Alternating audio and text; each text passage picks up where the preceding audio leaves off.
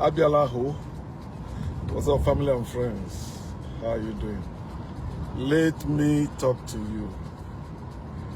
Let me talk to you about the origin of evil.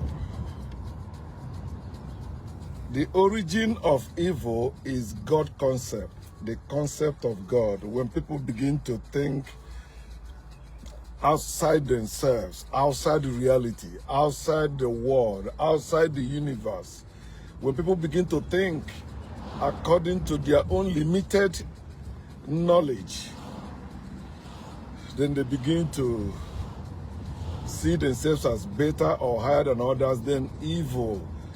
You have to be evil or do evil to subdue people under you. You have to be evil or do evil to make people obey you against their own will, against their own self, against their own interest. So when God is involved, if evil is birthed, evil began or begins, when God is involved, that's where evil started, or that's where evil starts. When God is involved, the first thing that comes in is fear. When you have the concept of God, you develop fear. You living in fear. Fear of that God, fear of the unknown, fear of death, fear of anything. Things that look too wonderful to you, you are afraid of them. They are coming to harm you. They are coming to bind you. They are coming to hurt you. You begin to live in that fear. And that fear throws you in a perpetual confusion, where you are confused about yourself, you are confused about life, you are confused about the world. Instead of you researching or digging, searching to know better, you tend to fear. Oh, you don't have to go beyond what is written. You don't have to go beyond what is preached. You don't have to question God. You don't have to question anyone who comes to you in the name of God. Why that God is doing nothing, absolutely nothing for you or for that person. But that person is using God to do evil to you. Using God to tell you to obey. Using God to tell you to worship. Obedience, worship, humility, love, hope, faith, they are all evil. And they are of God. That's why they tell you God is love and love is of God. And that is the truth. Without God, you can never find love in Africa, in nature. You can never find love there. What you find there is care. That's why to what is real, they will tell you it is health care, not health love. Self-care, not self-love. Care is nature. It's natural to care. Love comes with commandment. Love comes with law. There is law of love. There's no law of nature. There is law of God. There's no law of nature. There's law of the spirit. There's no law of nature. Another way they train you to be evil or do evil is through your parents. Your parents send you to religious places. That's where the people, your parents make you believe they are of God or comes in the name of God, are teaching you. You must obey that your parents. If you don't obey your parents, it shall not be well with you. You shall not live long in the land. You don't need to live long. Long life, desiring to live long, is an insult to yourself. You are the eternal life. You are the eternal life. You don't need long life. Long life is a religious nonsense. Long life was created out of fear. Oh, they are coming to end my life. You cannot end life. Life is eternal. So when you living in fear of God, you are insulting yourself.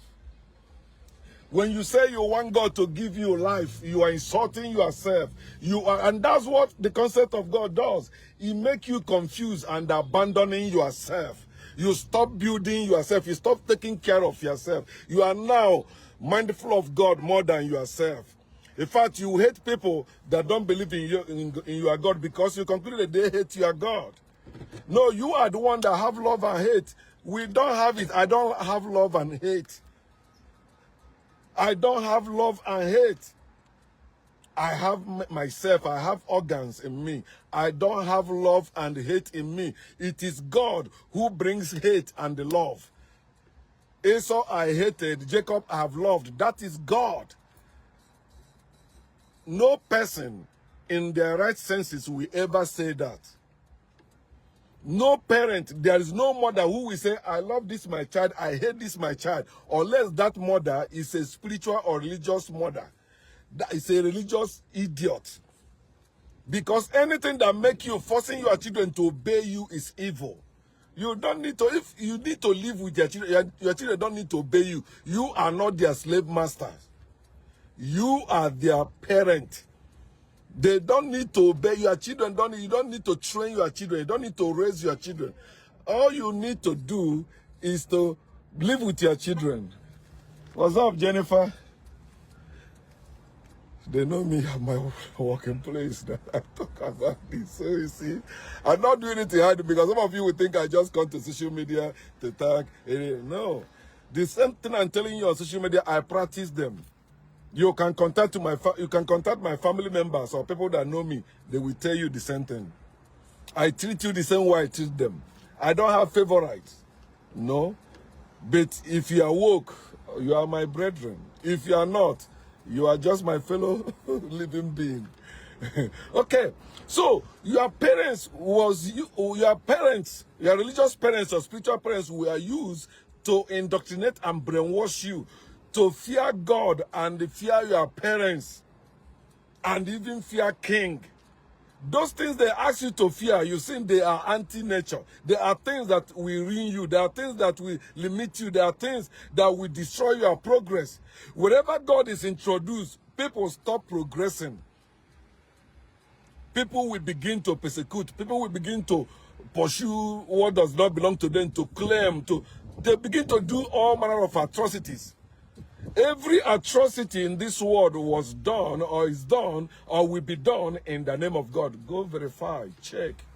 Start with yourself. Start with your family. You see, when you come to your family, you don't think about your spirituality or religion. You have to live yourself to begin to think spirituality or religion. So all I'm asking you is to come to yourself. Begin to use your brain. If you are a theist, you are the person that have a God, you don't have brain. You rejected your brain. You cannot use your brain with God. God hates your brain. God hates that you know anything. God don't want you to know. Just God wants you to believe and obey.